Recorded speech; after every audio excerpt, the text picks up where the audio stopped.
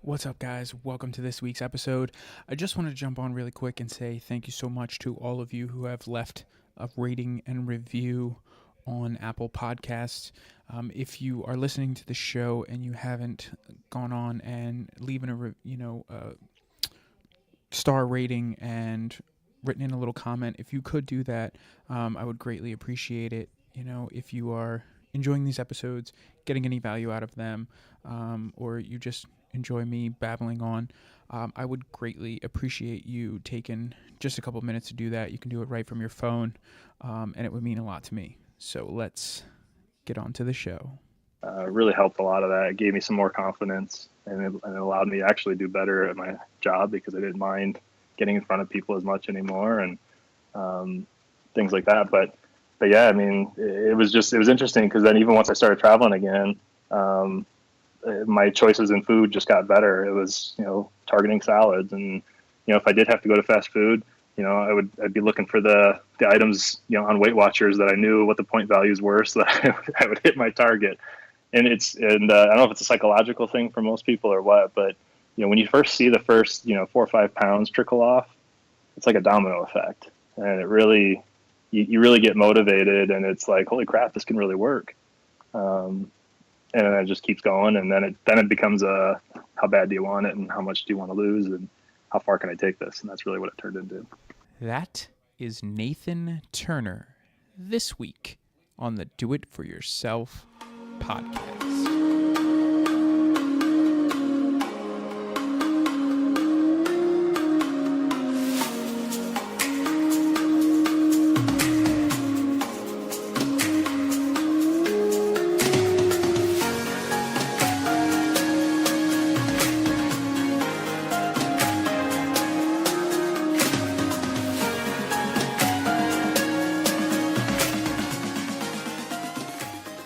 Good evening to all of you beautiful triathletes and non-triathletes out there as well. You are beautiful.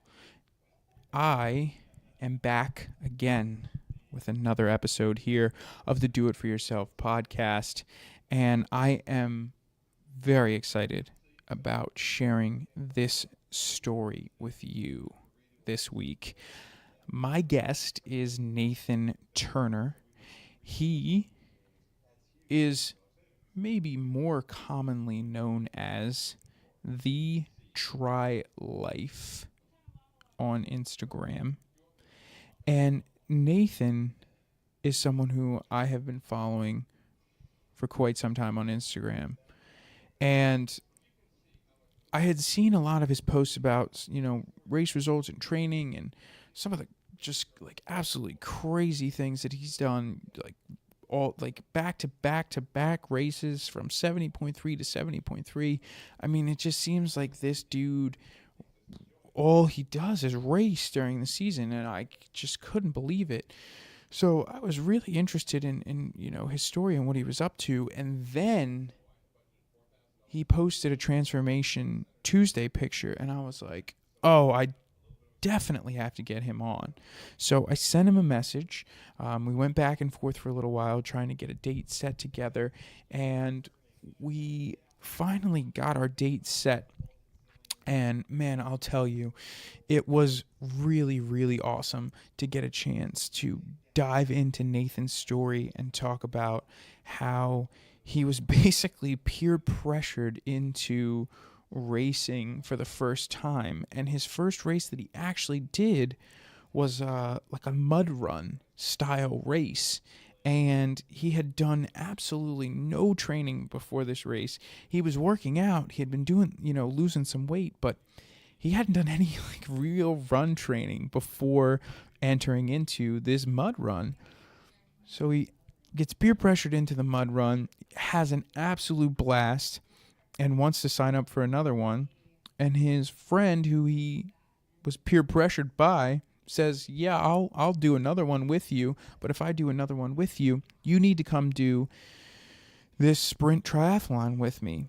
So having no bike, no triathlon experience, no swim training, no nothing, he says, all right, cool, I'm in. And it reminded me a lot of my situation when I signed up for my first triathlon, because the race was in September and I did not get a bike until the June before that race. So I only had June, July, and August really to train on that bike. So about 3 months to kind of get used to. Mind you, like, this was my first ever road bike, so I had no idea what I was even getting myself into. Sometimes ignorance is bliss, I guess, right? But he did that first sprint triathlon and he just never turned back. And he's been just crushing it, absolutely crushing it since then. With I think he would agree with one of his biggest accomplishments so far being his qualification for Team USA, which he will be racing for Team USA in the World Championships this year. So Nathan has gone from overweight to taking control of his life again. Really cutting out fast food, except for the occasional Taco Bell trip, and just completely transformed into this badass triathlete. So I will let Nathan do the rest of the talking. I will shut up now, and I hope you enjoy this interview. I'm joined by Nathan Turner here this evening, and Nathan is probably more commonly known as the Tri Life.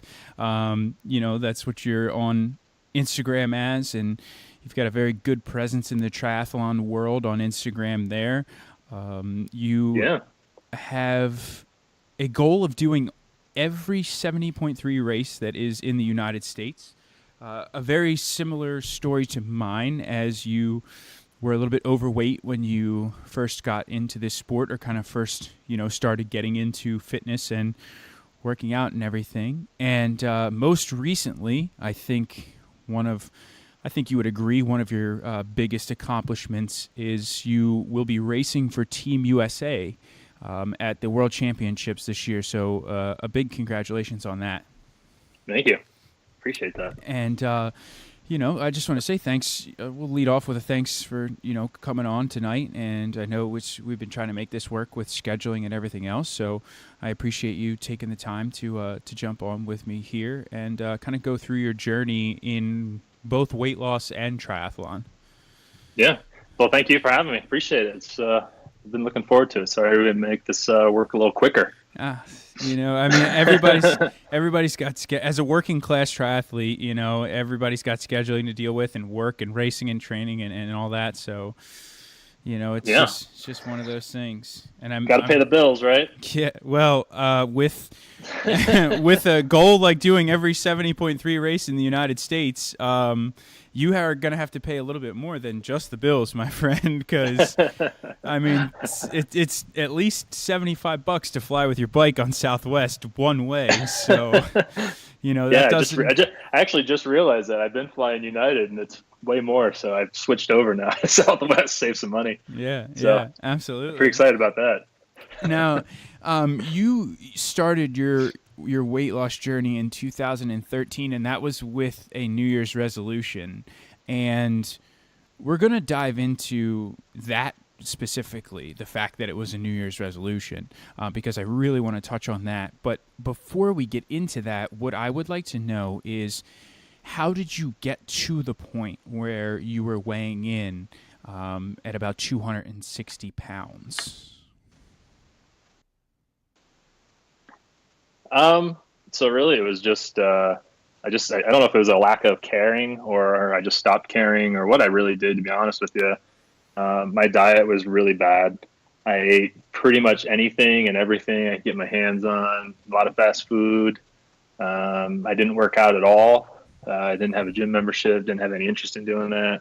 I played softball with some friends, but that was about it. But that's not exactly a ton of cardio work or anything.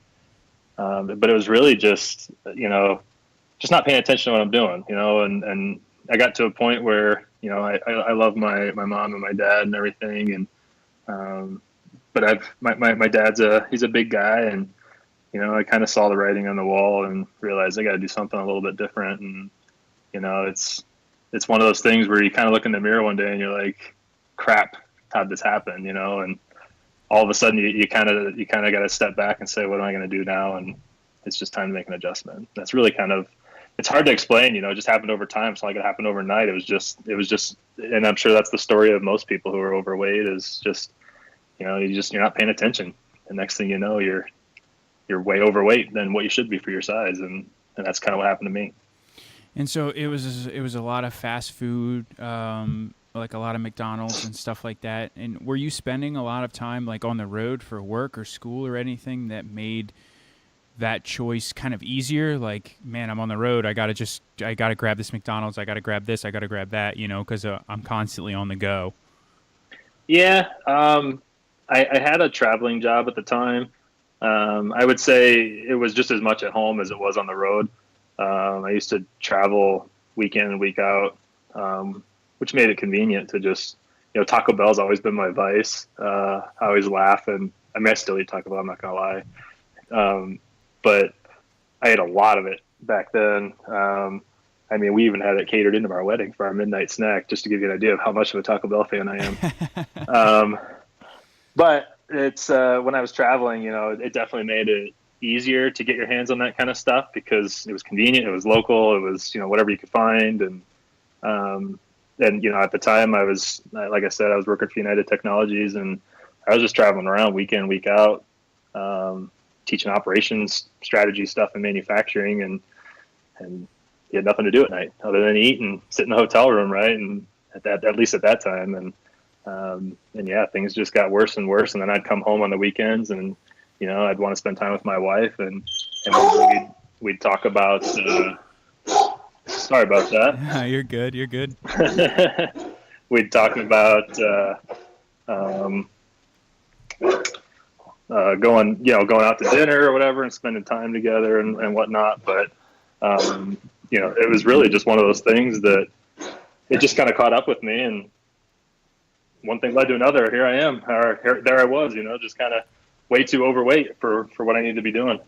And so was there a light bulb moment? Was there like a very bad spot for you?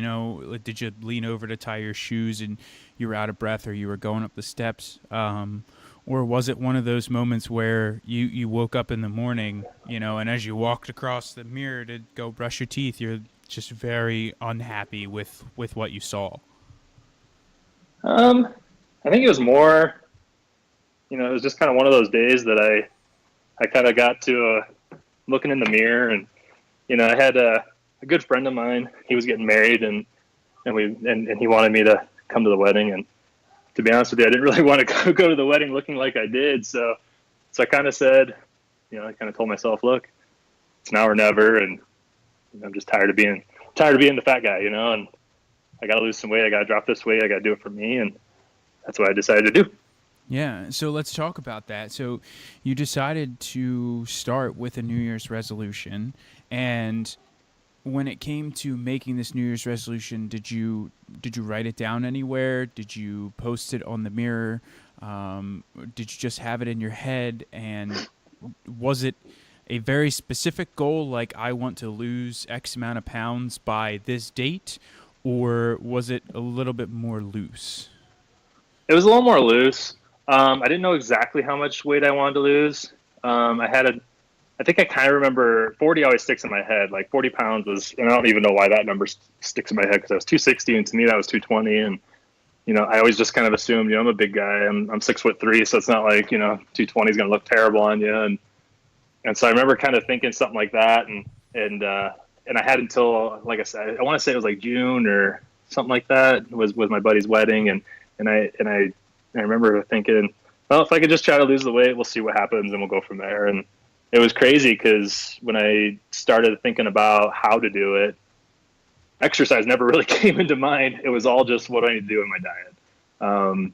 And I'll be dead honest with you. I'm like a lot of people where I don't really fully understand what foods are good, what foods are bad.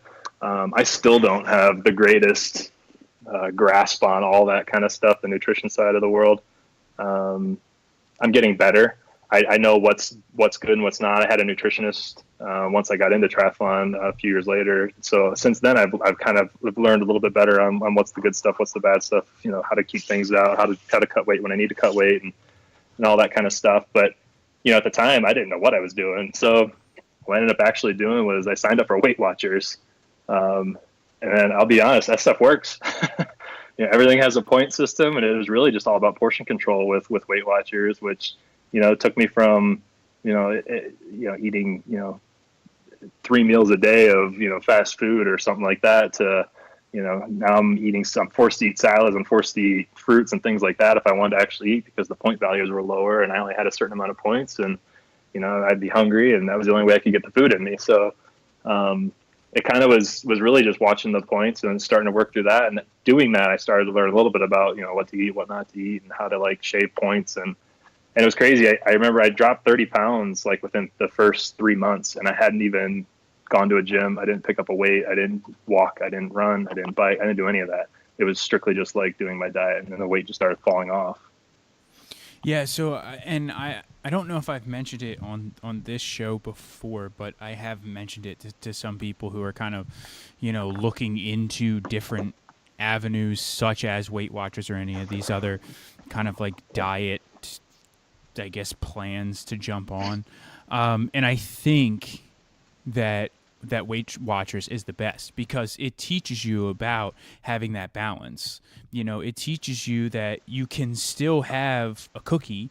The cookie's just going to have a little bit higher of a point value than, having an apple. And so I think that for someone who's just getting started and kind of has no, like you were saying, no concept of what's good for you and what's not so good for you, I think that Weight Watchers, it does teach you some very good and lifelong concepts that you can kind of take with you and keep in your pocket, regardless of whether or not you stick with that Weight Watchers system for the rest of your life. So I know that you said you were swapping out a lot of your fast food and a lot of your Taco Bell for healthier options as far as salads and everything like that go.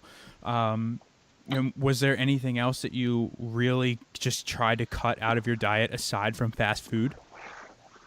Not necessarily. It was really just trying to get, like I said, really just trying to get back to eating healthy and trying to make sure that when I ate stuff, it was, how much of it am I eating, right? And so I stepped up a lot on vegetables for as snacks. I stepped up on some things like nuts, but it was portion size nuts for snacks. I had a lot more just water. I got away from pop and things like that, or soda, depending, I guess, where you're at in the country.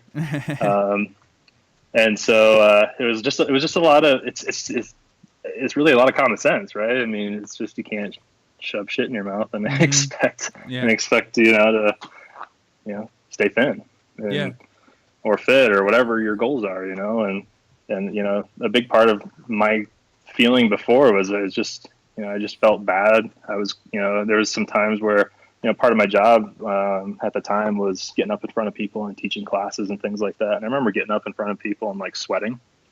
I wasn't doing anything. I was just standing there. And I'm one of those people that I'm a little bit socially awkward.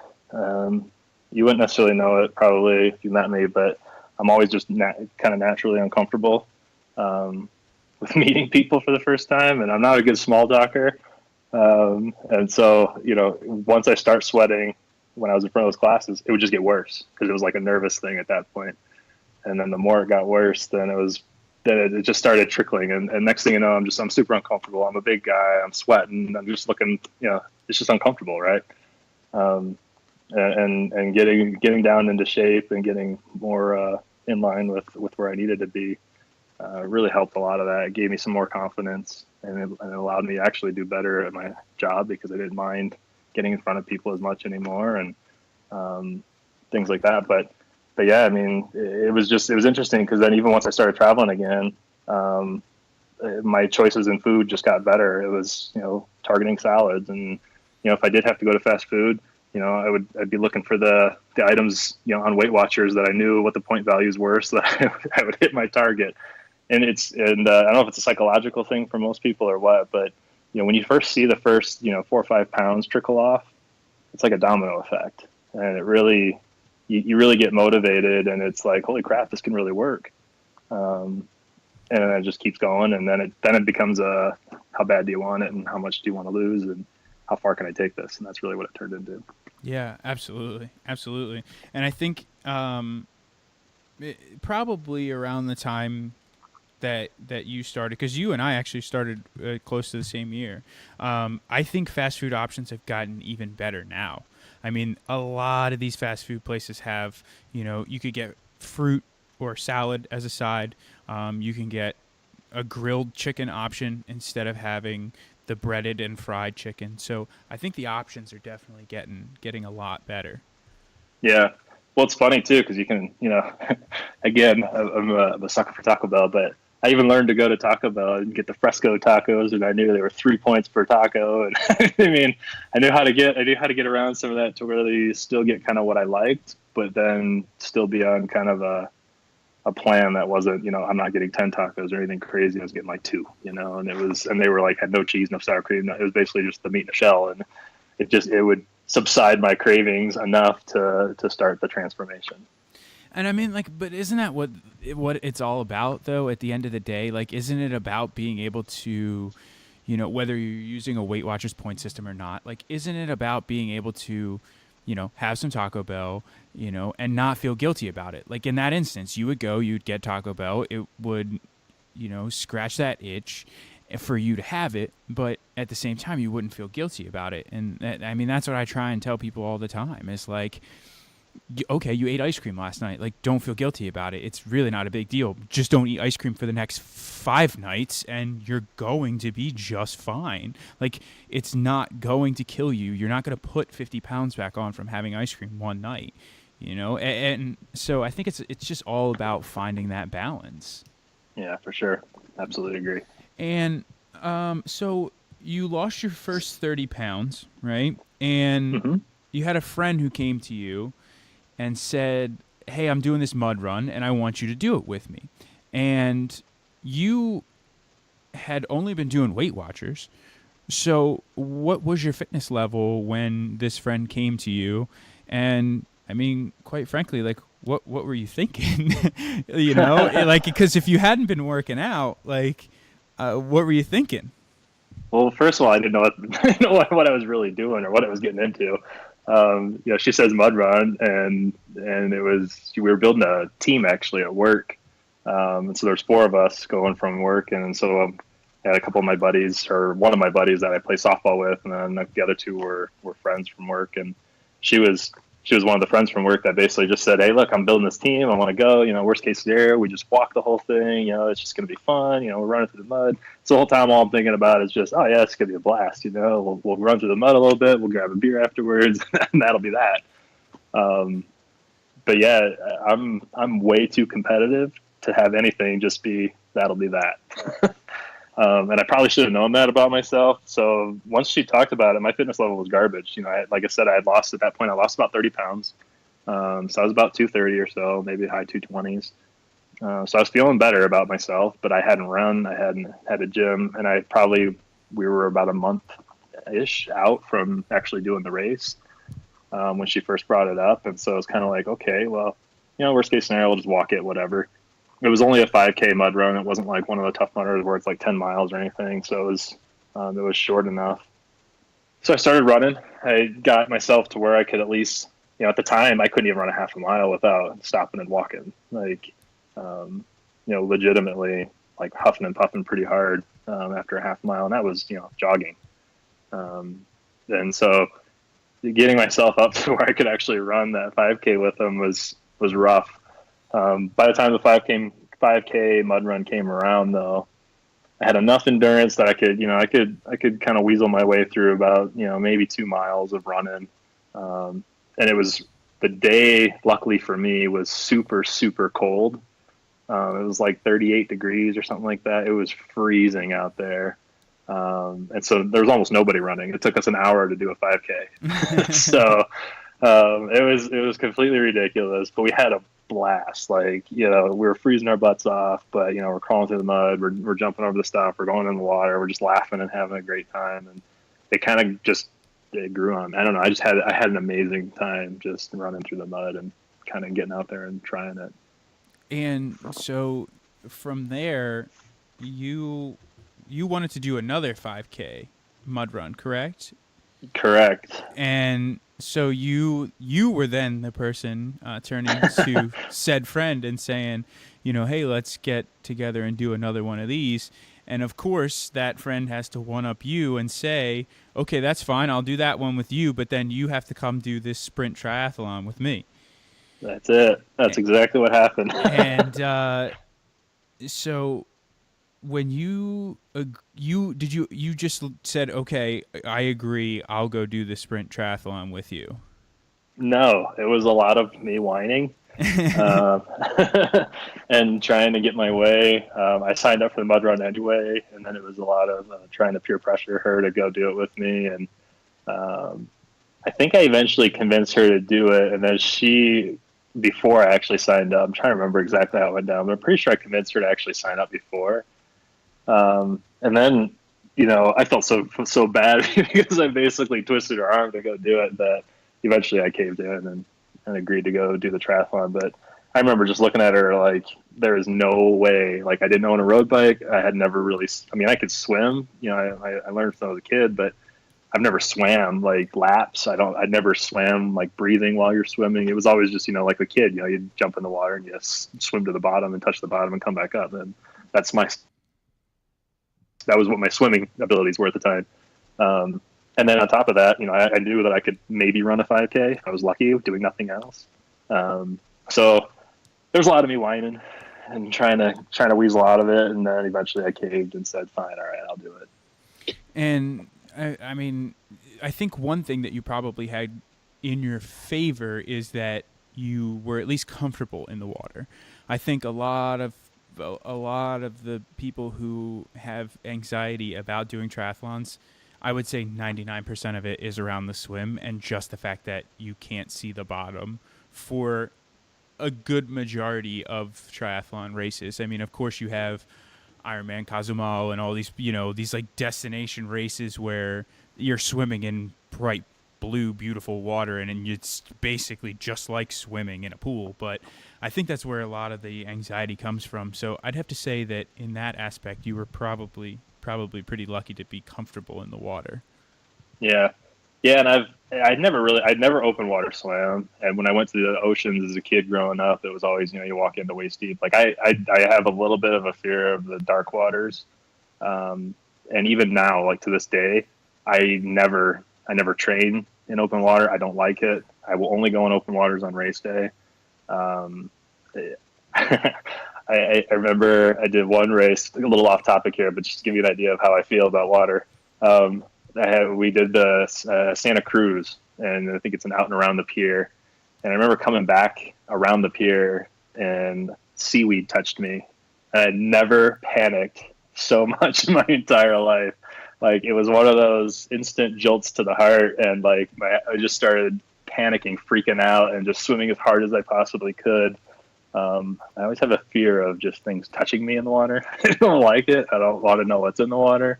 But the swimming portion of it has never bothered me. It's always just been I can't see what's in there and I don't like to know.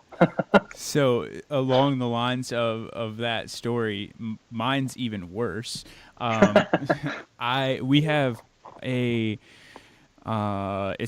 I don't even know what to call it. Like, they call it a pond, but it's pretty big, and I believe it's man-made. So I think they stock it with fish. Like, people can go swim there. But so that's where we used to do open water swims for our tri club, and I was a coach for the tri club, so I would go down, and sometimes swim with them or just be there, support, whatever. So one of the first times I got in to the open water, it was like right after a race, and normally when I would race, I would have like, either a wetsuit on or my speed suit. So like a portion of my leg would be covered. And I put my hand in and I pulled. And as I was finishing my pull, the way that the water kind of like grazed across my leg, I was like, "Oh my god, what was that? Something just swam under my leg." Like I did the same exact thing. I had the same exact freak out, and it was literally just the way that the water was like going under my leg that I wasn't used to feeling because of like having a different suit on. So, yeah, That's funny. I think everybody does have like this little deep down fear of open water, especially when there's like critters and shit that's like swimming around in there. Yeah, I think it's just an anxiety thing. You know, you get out in the water, you just you just don't want anything touching you. Yeah, yeah, Like yeah. I just don't want stuff. Just don't touch me with anything, and I'm good. So you sign up for this triathlon and you don't even have a bike. Like not just a Nope. road bike, but like you don't even really have a bike at all, do you? I had a mountain bike. But You know, so I'm, you didn't want to do it on the mountain bike? no, again, like You're the competitive. the more you get to know me, the I am ultra competitive with everything I do, and even I played baseball growing up as a kid from the age of 3 all the way through high school. I played golf, from the age of 7 all the way through college. I played basketball. I coached basketball. I played soccer. I mean, I've played all these sports as a kid growing up, and I've just always had this kind of natural, just super, super competitive. Sometimes it's not a good thing. But in this case, that's what drove me to go say, all right, I got to go get a bike. And I remember talking to some friends, and they're like, just take your mountain bike. You'll be fine. You never know if you're even going to do this again. I'm like, nope, can't do it. Like, I can't go fast enough. And so I went and got this bike at REI. I didn't know what I was doing. So I got a like full aluminum, high end aluminum bike, if there is such a thing. And it got me from A to B. But it was crazy, when I first got on that thing, realizing like how much faster just even that bike was versus a mountain bike on the road. And but yeah, didn't have a road bike. I didn't have a wetsuit. I didn't own a pair of goggles. I didn't have running shoes. I mean, I had some, but nothing that I was wearing mud running shoes. I didn't have like road running or anything. And so it was definitely a different get ready for this kind of a race situation. Yeah, for sure. And so you got all your gear together, you had your road bike, and you end up doing this first race. And talk to me about that day and some of the things that you remember from that day, because I'm sure that there's memories from your first race that you're never gonna forget. Yeah, I mean, so what was cool is by the time that race came around, um, I had got down to about 195. So at that point, that's about where I'm at now. And that's kind of about where I maintain for the most part. It's just a comfortable weight for me for my size, and I could get a little lighter if I wanted to, but it's just not fun and it's just not worth it for me. So this is a comfortable weight, and it's what I can manage. And so by that point, I'd already lost like 65 pounds, and so my confidence level was high.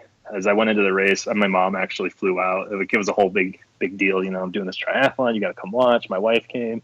My wife and my mom, they both made shirts that said Team Nathan.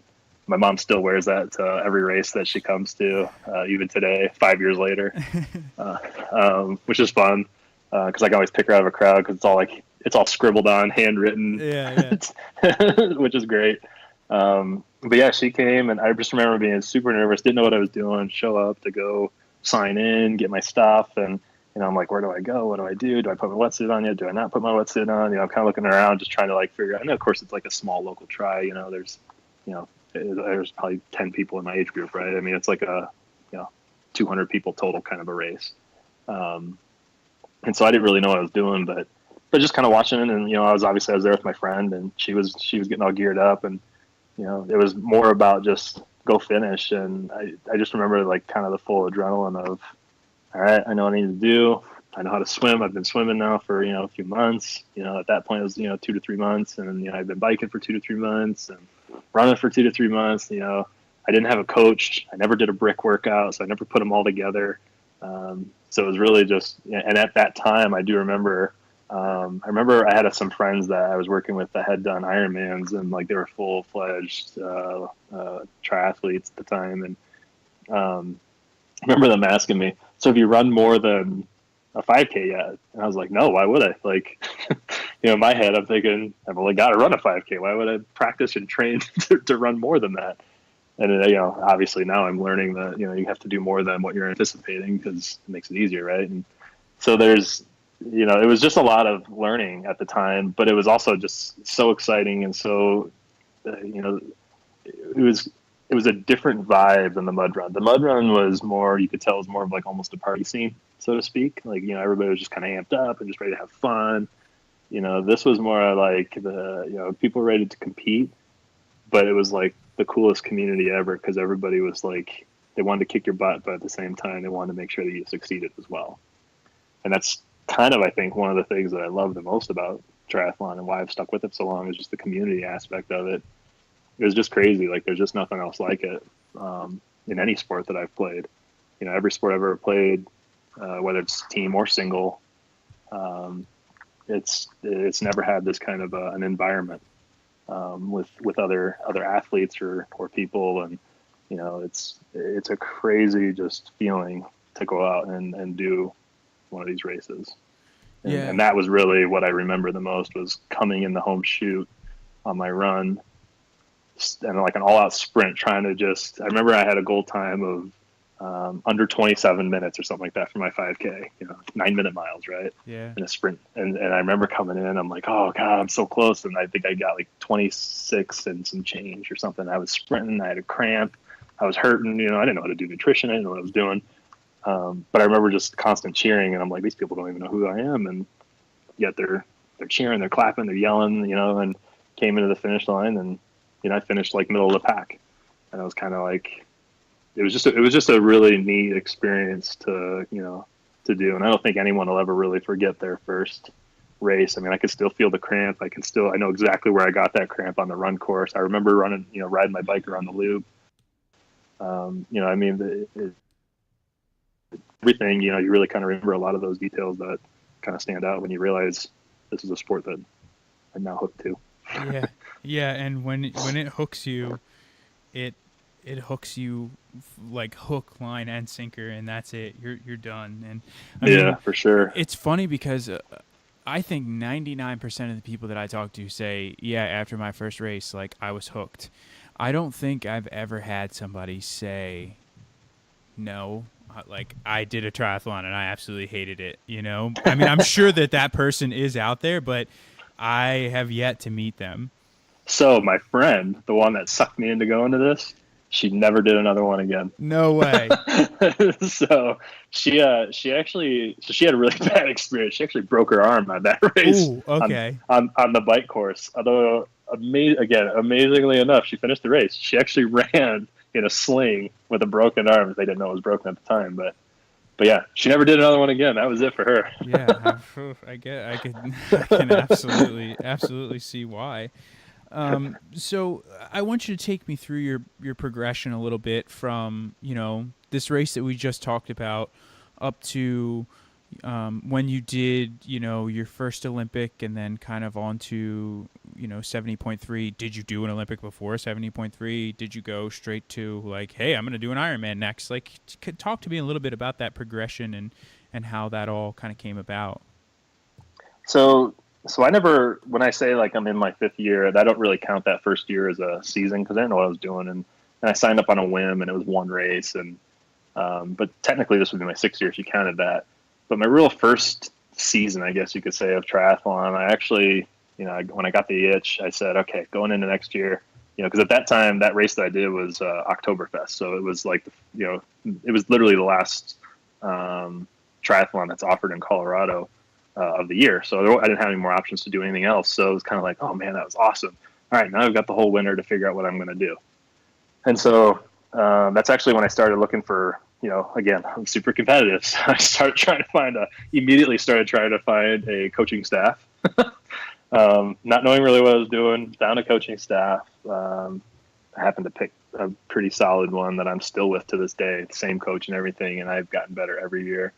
But I found a coaching staff over the winter, started doing some training. I kind of told them, here's what I want to do. I want to do my first half Ironman next year. I'll do it in Boulder. At the time, they used to do the half, or I guess they still do it, the half in August in Boulder. So I had plenty of time.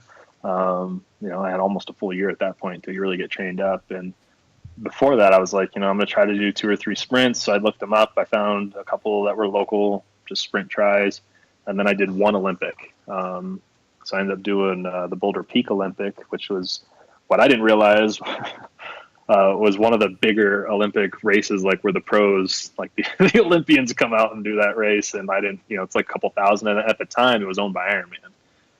So I signed up for it, not really understanding any of that. And that was my first real, like, holy crap, there was a lot of people that do triathlon races. There's a couple thousand people at that race, if I recall, or 1,500. I mean, there's a ton of people at that for an Olympic race. And, there's money on the line for the pros. And, so I did that. And then I did my first half that year in my first season in Boulder. And, I came in at like 5:50. My goal was to break 6 hours. And I think I did 5:50. And I remember, again, my mom came out to cheer me on. And I remember on the second loop of that run course, running past her going, what the hell did I do? Because I was just dying on the run course. I still didn't know how to really do nutrition. I wasn't that great at that, but I was getting, obviously, my endurance down. And, I learned real early on, and I'm still the same way, that I'm a pretty decent swimmer. I'm a pretty strong biker. I am a terrible runner, and I'm still trying to figure out how to run. Yeah. And I remember running on that course, and the Boulder course is just really hot, and there's no shade on that course. And I remember coming around that second loop and looking at them and going, what the hell did I do? I'm never doing this again. And then after that year, I signed up for another half and my first full. Yeah, and I mean, don't get me wrong. There is no feeling like crossing the finish line. No matter what finish line you're crossing, it's always a great feeling, because it seems like as you start to hit the chute and, maybe you hit the carpet, depending on how big the race is, or, maybe there's no carpet, but you come down where they have it lined and they have all the logos and you can see the finish line. It's like you start to go through everything that you went through in order to get to that point of coming down that finish line. And it's like all the hard work, all the times you didn't feel like getting up to train, all the times that you had a bad run, or maybe you had a good run. Like, you just play through all of these things and you just go through it all as you're coming down. But I will say, there is nothing like a half Ironman finish line. And I've never done a full iron, so for me, there's nothing like a half iron finish line. Wait till you do the full, man. Yeah, that one I can't even. I forget. Oh God, who was I talking to? I was talking to somebody else, and we were talking about the finish line and the full Ironman.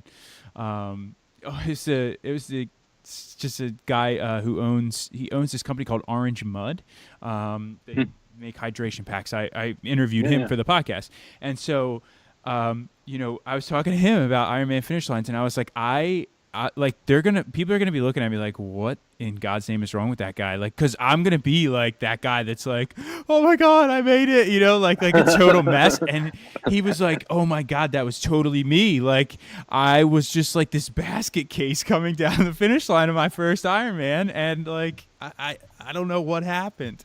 He's like, I promised myself I wasn't gonna be that person, and I totally was. Yeah, that's an amazing race. I mean, the Ironman is just something special. It really is just a special race. Now, something you did mention that I actually had planned to ask you, but you had already touched on it.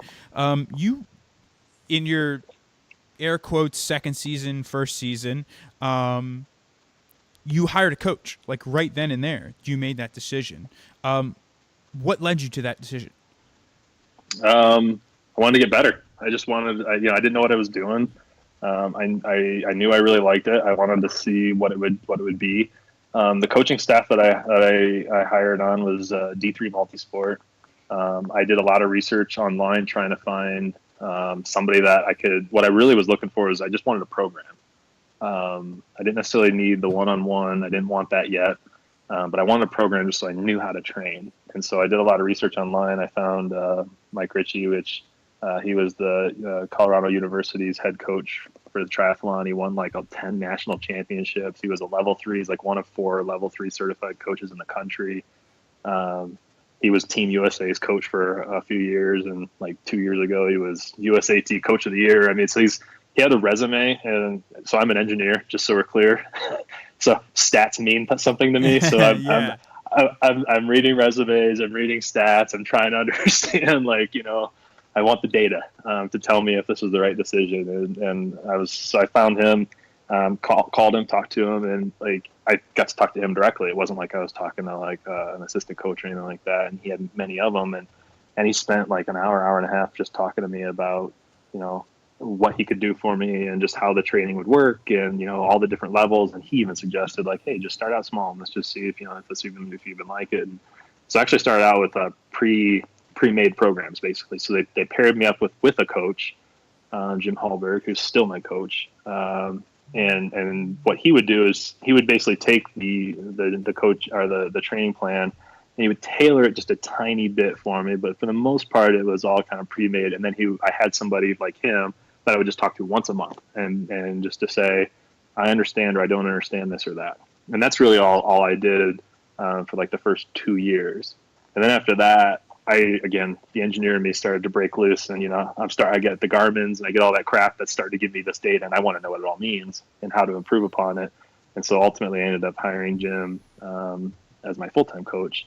And so we go on rides and we do he'll take me to the track and we'll do all kinds of stuff to do like full-fledged one-on-one training now, and I get custom plans and all that kind of stuff. But it was a progression. I mean, I wouldn't suggest anybody necessarily run out and immediately get a coach that is going to be a one-on-one, because it's not cheap necessarily. But at the same token, I always people always tell me like I don't have a coach and I don't believe in them, and to each his own. I definitely, there's plenty of way better triathletes than me out there that don't have coaches. But my argument's also, Michael Jordan had a coach. James, coach, Tiger Woods has a coach. I mean, all these people have coaches, right? I mean, and they're supposedly the best athletes in the world. So there's always something you don't know. Right. And to me, it's, I want somebody to help me. And again, being a working person who, I have a pretty demanding full-time job, and I need help. I need to know, what do I need to do? Tell me what I need to do and I'll go do it. I just need somebody to be planning it, looking at my stats and telling me what I need to do and what I need to tweak to help me kind of get to that next level if I really want to get there. That's funny that you say that, Michael Jordan has a coach, Tiger Woods has a coach, because it's literally the same exact thing that I've said to people. They're like, oh, well, why do you have a coach? Or, why should I hire you as a coach? And, I could do this on my own, and look at so-and-so, he did it on his own. And no offense to Lionel Sanders, but the fact that, he was on the podium in Kona and now everybody found out that, he did that without a coach, people are like, see, it is possible you could do it without a coach. I'm like, okay. There's always going to be an anomaly, yes, right? I yes, mean, there always will be. I mean, but like, first of all, the dude, he has quite possibly the most discipline out of any individual I've ever seen, because he literally creates his own plan. Like, I think he uses Training Peaks, but like he uses Training Peaks just for himself. Like, he plans out his own workouts in Training Peaks. And it makes you wonder too, though, if he had a coach, would he have won? You know what I mean? I mean, right. He had that in the bag, and he just couldn't quite hang. Right towards the end. I mean, he had an amazing race, but makes you wonder, right? I mean, who knows? Absolutely, absolutely. But yeah, and the other thing is that this is his full-time job. Like, you have a full-time job, I have a full-time job. Like, I don't really have time to sit down and look at data and figure out what I'm going to do next for myself when I'm doing it for other athletes who are working under me, and, I'm working a full-time job and I'm doing this. So, yeah, I mean, I think it's a great investment if it's something that you're taking seriously, and or if you are going to do a 70.3 or a full Ironman. I mean, yes, you can do it by yourself, like you were saying, but I think it's definitely going to be something that is going to help you a lot. Yeah, I definitely wouldn't go down the path of it's crazy. I've talked to my coach about it in the past. Going from a sprint to an Olympics, not crazy. Going from an Olympic to a half isn't really that crazy anymore. For me, and he even says, if you could get your fitness up to where it's supposed to be for an Olympic race, you can almost transition pretty steadily into a half. But there's something about going from a half to a full that it's literally night and day. Mm-hmm. And I learned that the hard way on my first full Ironman.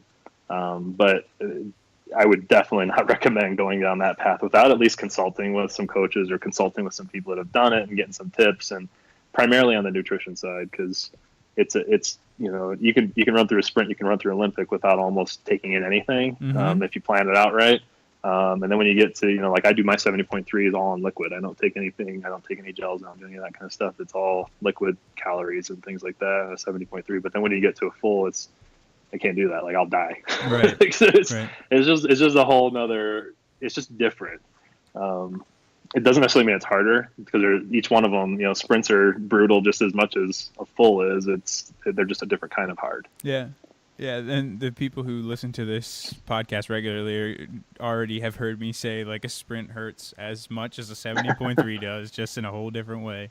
It's just a different way. That's absolutely right. And now, speaking of, like 70.3s and full irons and this and that, where did you come up with this idea to do all of the 70.3 races that are offered in the United States?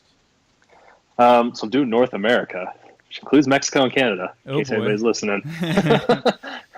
And I believe it's just under 50 total, or at least it is now. I don't know. They keep adding and subtracting, so I get a little confused every year, trying to keep up with it. But honestly, I don't really know where the idea came from. It was one of those things that I remember friends asking me, and parents, and my wife. And at that point, I think I had done 2 or 3 maybe halves, and I hadn't repeated, and it was kind of fun. I'm trying to remember which the first few I did. So I know I did Boulder right out of the gate. I did Santa Cruz right out of the gate. I can't remember. There was one other one I did pretty early on. Might have been like Steelhead or something like that, just because my wife's family's from Michigan. And I remember everybody kind of asking, so now what? What are you going to do now? And I had already done, I was on the road already to do an Ironman. And I remember just saying, you know what? I just kind of want to, it's a good way to see the country. I'm just going to go try to do them all. And so I started looking and trying to determine if it was even possible. And yeah, I don't know. There was literally no planning to that decision. It was just a stupid decision that I said, and now I'm doing it. Well, now, and you put it out there, like it's in writing, it's online, so like you have to do it. And yeah. Oh, I'm not backing down now. I'll make it happen. Little did you know, like, how much it was going to cost, really, in the long run. You have to probably pick like one that's like a far destination, and then like maybe like another one that's a little bit closer. You can drive it. It's going to suck to drive it, but you can drive it, and then kind of take it from there. I've been trying to figure out, this year's going to be my first year. So my wife and I did a pretty long vacation here early March, and then the Team USA stuff popped up in October, and we'll talk about that later. But so I have no vacation, and I had already signed up for 7 races. So, and only one of them is in Colorado. So I have been booking flights and tickets to basically fly out super late Friday nights and either flying back immediately after the race to go to work on Monday, or I'm flying in on a red eye Monday morning and going straight to work. So that's my new approach. We'll see how it goes. I've already booked it out for Raleigh and for Coeur d'Alene that way. So, and then Santa Rosa's next after that, but we'll see. We'll see if it works. So I'm going to be a zombie on Monday. And isn't Raleigh coming up? Yeah, it's in 3 weeks. Okay, and this is the last year that they're doing it, right? They're getting. I don't know. They keep cutting races out from under me. Like I've had a couple races now that they don't do anymore. I've got on my track record, which kind of sucks because they don't count anymore. Well, I think I saw a guy that I know who lives down there who's also doing Raleigh. I believe he posted something about this is going to be the last year for Raleigh, which is just kind of sad. I mean, that was always a big race. Like, I don't think the numbers have dropped off that much that they'd cancel it. So I don't know. Yeah, I don't know. It's got I keep looking online to try to understand the course. It's got some good hills and stuff like that. The one thing I've heard is a lot of people say it's really hot there. So, when the numbers start dropping off, Ironman takes over, right? And start clipping races, unfortunately. Yeah, unfortunately. But they usually pop up somewhere else, so then I got to add that to my list. Yeah. So I didn't know this, but we were both out in Omaha last year. Mm. I would love to hear your thoughts on the Omaha course. I don't know if you did it both years or if you just did it last year, and I want to hear about this qualification to race for Team USA because it's something that I have on my radar as well. It's something that I would be honored to have the privilege to do. So I would love to hear about that. Yeah. So, I mean, yeah, I qualified in Boulder doing one of the sprint tries. Actually, I had finished first in my division, and then that was my first year doing Omaha. And drove out to Omaha, and I signed up for both days because again, I don't really understand how many races I'm allowed to do in a row and not allowed to do. And actually, the weekend right after that, or right before that, I was doing the Boulder 70.3. So I don't space races out very well. I just realized this week actually I've got 3 weekends in a row that I scheduled. But yeah, I'm not really bright when it comes to that stuff. I keep just scheduling them, and then I realized later after I book them that. So anyway, I had done Boulder 7.3, and I was heading out to Omaha to do the Olympic and to do the sprint. I really actually liked the course. I thought it was pretty well laid out. There was the bike course I thought was pretty smooth and pretty quick. There's one little hill, and but it was a fast course. I actually really liked the run course. The run course was fairly shaded, which was nice. I had last year I had 4 weeks before that race I had a race as well. So I had a race, 1 weekend off, Ironman 70.3, and then Omaha. And in that first one, which is ultimately the one that qualified me for this year as well, I had got E. coli swimming in the Boulder Reservoir at that race. So I ended up getting a DNF, my only one ever at Boulder, because I still tried to race against doctor's discretion. So going into Omaha, I didn't have a whole lot of high expectations. Hadn't trained for almost 2 weeks straight. I'd lost 11 pounds in 10 days. And so I was really just kind of, I was like, I'll just go out. We're going to have some fun. I'm just going to do my thing. I ended up having a pretty solid swim, pretty decent bike, and it was actually a PR for my run off the bike that I've ever had. Probably just because I was a little extra lighter, so I was moving a little quicker, I guess. I don't know. There wasn't anything in the tank, so I was a little light. So I ended up having a pretty decent day on the Olympic day, but that wasn't the day I qualified. I qualified actually at the sprint. And so going into the sprint, it was day 2, and at that point, again, it was just, I just raced the day before. I was like, yeah, we'll just go out. We're going to have fun. I'm going to swim as hard as I can. And, my bike is as hard as I can. Well, it ended up being kind of a rainy day on the second day. I don't know if you did the second day or not, but it was kind of a sucky day. So my bike was a little off. My swim was good. I actually had a pretty solid swim. I think I would have been like top 8 or something like that in my division out of the swim. Coming off the bike, I was like top 10. My run, of course, it's to my detriment, but I did still have a PR off the bike on my run, which was still about 5 minutes slower than anybody else. Yeah. Dude, those guys are just like, that was like the first time I ever did nationals, I was baffled by the times. Like I just couldn't even wrap my head around it. Like, it's pretty disappointing. It's yeah. insane. I mean, I get really excited when I look at my swim and my bike time, because I'm like, I'm not that far off. I'm like a minute or seconds off in the swim from being like top 5 kind of a guy at those distances. But then when we get to my run, I'm literally like, I think the guy who won our division was like a little over 15 minutes or something like that on the run. It was just something completely ridiculous. And, I think I was 22 minutes and I was stoked. So I'm like 7 minutes, 7 minutes behind him just on that alone, just on the run. But everything else, I wasn't that far behind. I was in the ballpark. But I ended up finishing high enough. I didn't qualify outright. I got a roll down slot. But in going into Worlds, I guess from everything I read up, you have to finish top 25 in order to even get qualified for a roll down slot. Yes. And luckily I had finished within that range.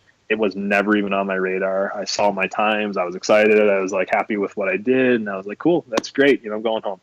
And it was like 6 months later, I got an email that says, hey, you've qualified through a roll down position for Team USA. Do you want to take it? And I just kind of had this big smile. I'm like, really? So, it was just kind of, going from couch potato to getting to wear USA on your chest is pretty freaking awesome. So, Yeah, absolutely. so I jumped at it and said, you know what, I don't care, if I scraped in with a roll down slot or not, but I'll take it. And, so yeah, doing that in, I think it's in September in Australia. Ooh. Oh, I can't even. The same way I can't wrap my head around doing 32-minute 10K off of a 25-mile bike. I can't wrap my head around being on an airplane for 16 plus hours. Just Yeah, I I've traveled a cannot do lot, it. so I'm used to it at this point. That's I mean, but Nathan, that is 16 hours. That's like almost an entire day. Like you might as well just stay on for the next couple hours and just be there. Like you're going to be on a plane. You'll be on a plane for like longer than you would be awake, for sure. Of course. Yeah, So, no, I can't. I can't wrap my head around that one. But I mean, that's funny.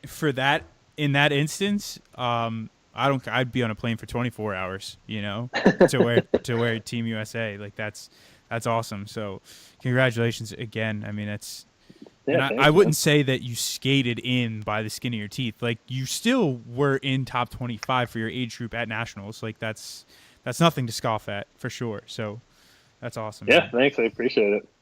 And now, just to kind of shift back to the weight loss, like transformation side, um, I would have to say you're probably training like somewhere between 10, maybe 12 hours a week if you're going into a 70.3.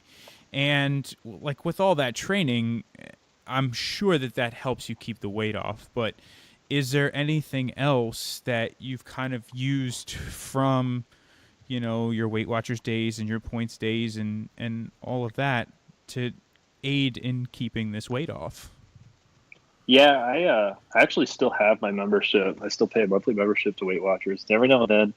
Um, every now and then I'll throw in kind of what I'm eating just to keep tabs on what's going on.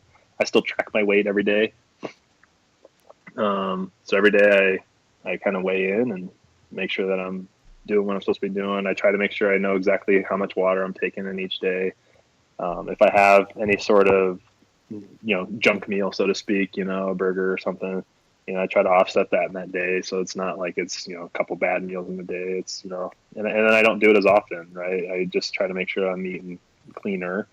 Um, but, a lot of people just assume that, once you become a triathlete and you're doing your thing, and I would tell you that probably all the good ones will tell you that they're super, super health nuts and they do everything right. And, God bless them. But unfortunately, that's not me. um, I still don't eat the best. I still have my days where I'm not doing what I should. But the difference now is I know it, and I can taper it back. And I also have, I have goals in mind, and that's really what I use. It's not necessarily, triggering, what I'm eating and what I'm doing. It's really saying, when I am going to eat this and I am going to do this, what it does. And that's kind of what I tell myself, like, what you're doing. It's not any more like, just, fat, dumb, and happy. It's like, what you're doing. So Mm-hmm. either cut it out or you're going to jeopardize your goals. And so I have those kind of moments, and I'm human, and again, this isn't my job. This is a hobby, and so I want it to be fun. I want it to be exciting, but I also want to do the best I can, and I want to continue to get better. So I don't get hard on myself. Like we said earlier, if you have a bad meal or a junk meal every now and then, or a bowl of ice cream or whatever, it's not the end of the world in my mind. It's really not. It's I want to have fun with this. I don't want this to dictate my life necessarily. Yeah, and Um, I mean I think that just goes back to everything that we talked about. Like if you have some crazy diet that I'm not going to eat bread or gluten or no offense to I mean people who are allergic to gluten and everything, but like people who just say I'm not going to eat gluten because you know it's going to help me lose weight, and then you just become completely obsessed with like not having anything that has gluten in it. Like it kind of takes over your entire life, yeah, and quite frankly like that's not sustainable. yeah, it's hard. I mean, yeah, when I get down to around 200 to 205 kind of range, that's probably like I could eat pretty much anything and do the training I'm doing. But I know it's not my great weight. It's not really where I'm going to race my best. So if I lose 5 to 8 more pounds, and I get down in the kind of low 190s, mid 190s, that's kind of where I know that I feel good. And that's, it's where I've proven to myself that I can run my best and I can do the best. It's just a little bit more work to get down there. And it's not like crazy amounts of work. It's just a little bit more, right? I bet I could get down to the 180s and probably race even a little bit faster. But to me, it's just like, again, I'm not making a paycheck from this, and I want to have fun. I want to be able to go out with my wife. I want to be able to go with my friends, and if we go golfing and have a beer and not feel guilty about it. And I want to be able to do those things that the way I kind of look at it now, that I feel like I've earned a little bit some of that, and as long as I keep it under control. And that's one of probably the best things that Weight Watchers taught me, is just it's really about portions, right? Like if you're gonna eat that kind of stuff, it's don't have a gallon of ice cream, maybe have a scoop, and you're good. And so it's really just kind of reining it in. And so that kind of plays into one of the other things that I wanted to ask you, because I'm sure you're aware of how many people drop out of New Year's resolutions, and gyms actually plan their numbers around people signing up in January and then not returning in February and March, but forgetting to cancel their membership, and so they still get that revenue coming in. I mean, we're not here to talk about business models, but that's kind of messed up. But do you think that's what helped you stick to your New Year's resolution, is just the Weight Watchers and keeping everything balanced and portion control, and still being able to have some of the things that you enjoy, and then still having salads and veggies and healthy foods at the same time? Yeah, I think that's definitely a huge part of it. I think the other big part, honestly, is just you got to do it for you, right? Like at the end of the day, I don't care. You can tell people they need to lose weight, or you can tell people what to eat or how to act or any of that kind of stuff, right? Like they have to do it for themselves. It's I've never smoked before, but even smokers will tell you, like, being told that they need to quit, they're never going to do it, right? Like they kind of got to decide that they got to do it. That's kind of how I feel about this, right? Like I made the decision that this is where I want to be. My wife loves me regardless, and she tells me that all the time, and it never even fazed her, where I was at, and she loved me anyway. But it was one of those things where it was like I wasn't happy with myself, and I wanted to lose the weight for me. I think the sustaining side is the learning side, which has been more of the I know what I'm supposed to be doing now. I get it. I know and understand the portions. I understand more of the healthy foods. I understand more of the bad foods. I mean, some of the bad foods I was eating were obvious, right? Like it's not like I needed to be told that. I knew it, but I didn't think about it. And now it's more, I do think about it when I do those days, or I do have kind of bad meals, and I just kind of rein it in. But it started really with me. I wanted to do it for me, and that's kind of how I've done all this. Is this has been my journey, and selfish or not, I guess, but this is what I wanted to do. Well, and then so it's funny because that's why we're here. That's why I reached out to you. That's why I wanted to have you on the podcast. And I think the thing that I try to explain to people is that it's not in a selfish way. Like you're not doing it for yourself, selfishly, if that makes sense. Like you are just merely doing something that you've always wanted to do. Like, or if you're not happy with something about yourself, you're making a change. I think I just don't want people to get the wrong impression that I'm all about, people being selfish and saying like, screw my kids, swim lessons or food for the month. I'm going to go race like 570.3s, or forget being able to go out with my wife. I'm going to go, do this, and this. Like, it's not selfish in that way. Sure. And so I think that, that's also very clear through some of the stuff that you put out there on Instagram, that this is, this is for you, and you're doing it for yourself. Yeah, definitely. It's been a fun journey. That's for sure. I love it. Absolutely. Now, I just have one last question for you. Sure. And this is going to be kind of like, I ask it in a different way each time. But I'm sure that you've gotten this message multiple times before, given your, presence on Instagram and everything. So I just would like to know what advice you would have for someone who needs to get started, and they need to get started like tomorrow, not January. They're not waiting until January 1st, because January 1st is a long way away, and I don't want to hear this bullshit about, oh, I'll do it Monday, or I'm going to start on Monday because it's the start of the week. Like, no, if you really need to do this and you really need to start, like, start it tomorrow. So what advice do you have for that person to just, whether it be weight loss or not weight loss, but just start tomorrow? I mean, it's really, identify what that thing is that you want to do. And for me, it was always about picking a goal, right? Like, just make a goal, and then just do it. Like, it's all, it's easy to make goals and then never follow through. But, there's a big part of this whole thing where it's like, pick a goal, shut up and do it. Like, that would be my advice, is figure out what you want. Whether it's weight loss, whether it's, I want to be able to run a 5K, or, whatever the thing is, I want to do an Ironman. And I always tell people, like, when they say I'm going to sign up for a race or I want to do a race, I'm like, just sign up then. Sign up for a race and boom, you're in. Like, now you've got the goal. It's there. You have a date. You have a time. You know what you're supposed to do. And now you can get on it. And so I would tell you to just pick the goal and then shut up about it and go do it. Yeah. And it's funny because that's how I got into my first triathlon. Like, I had a friend who was...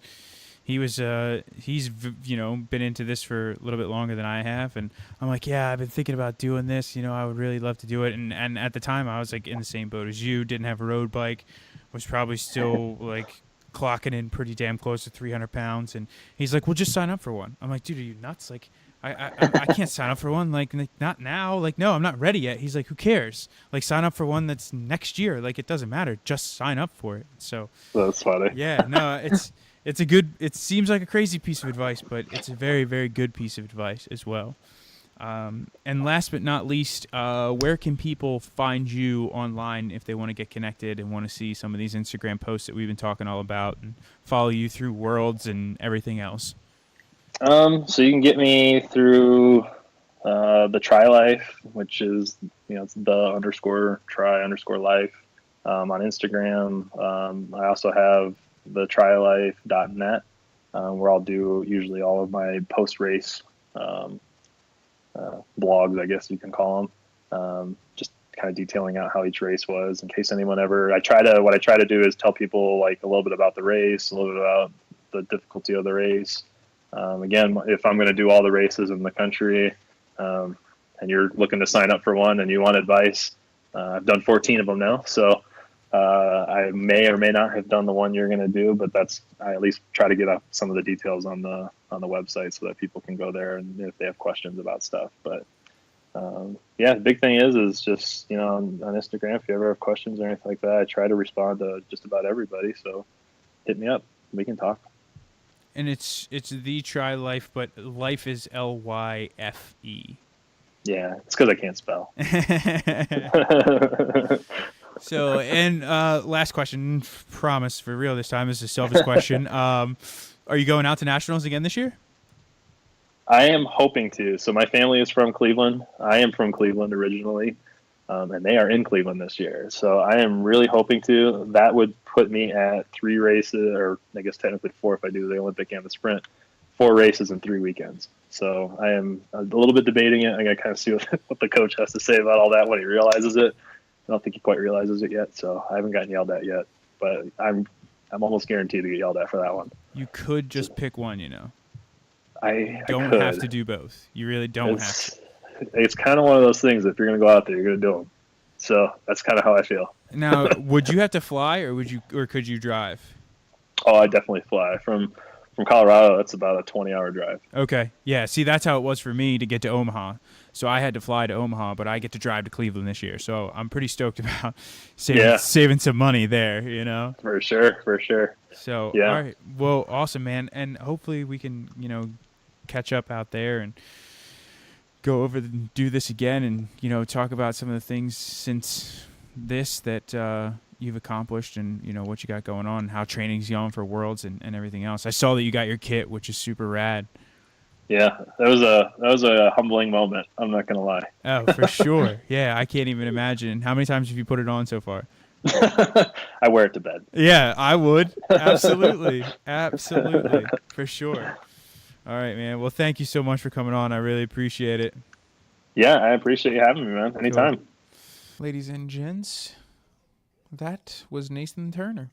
I just want to take a minute to say thank you to Nathan for coming on, and thank you to you, my friend, the listener, who just hung out with Nathan and I, listened to our chat, hopefully shared a couple laughs with us, and, really could relate to Nathan's story in one way or another, from weight loss to triathlons to, just getting into racing for the first time. So I really do hope that you enjoyed this interview. I had a great time, chatting with Nathan, and I definitely look forward to doing that again. I'm hoping to catch up with him at Nationals this year in Cleveland, Ohio. So that is it. That's all I have for you this week. Like I said, I hope you enjoyed this interview, and I look forward to hanging out with you again next week.